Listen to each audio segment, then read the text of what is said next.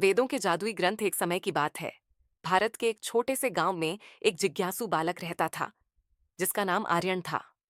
उसे कहानियां सुनना बहुत पसंद था, खासकर वे कहानियां जो उसके दादाजी हर रात सुनाते थे।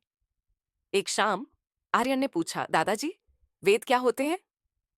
दादाजी मुस्कुराए और बोले, वेद प्राचीन ज्ञान के ग्रंथ हैं, जिनमें ज्ञान, गीत और ब्रह्मांड के रहस्य भरे हुए हैं। आर्यन की आंखें बड़ी हो गईं। रहस्य? जादू की तरह? दादाजी हंसे। एक तरह से हाँ। आओ, मैं तुम्हें एक कहानी सुनाता हूं। बहुत समय पहले एक बुद्धिमान संतों की भूमि में सरस्वती नाम की एक छोटी लड़की रहती थी।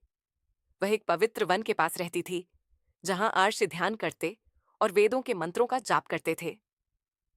एक दिन जब वह नदी के किनारे खेल रही थी, उसने पानी में कुछ चमकता हुआ देखा।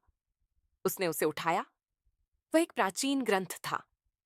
जिज्ञासु होकर उसने ग्रंथ को खोला और पाया कि उसमें सुनहरे अक्षरों में एक श्लोक लिखा हुआ था। जैसे ही उसने इसे पढ़ा, कुछ जादुई हुआ। उसके आसपास के पेड़ हिलने लगे, मानो वे सुन रहे हों। नदी और अधिक चमकने लगी और एक हल्की हवा उसके कानों में फुसफुसाई। उसे अपने हृदय में शांति और ज्ञान की अनुभूति हुई। वह दौड़कर ऋषियों के पास गई और पूछा, यह ग्रंथ क्या है? एक ऋषि मुस्कुराए, यह वेदों का एक हिस्सा है। ये श्लोक हमें जीवन, प्रकृति और ब्रह्मांड के बारे में सिखाते हैं।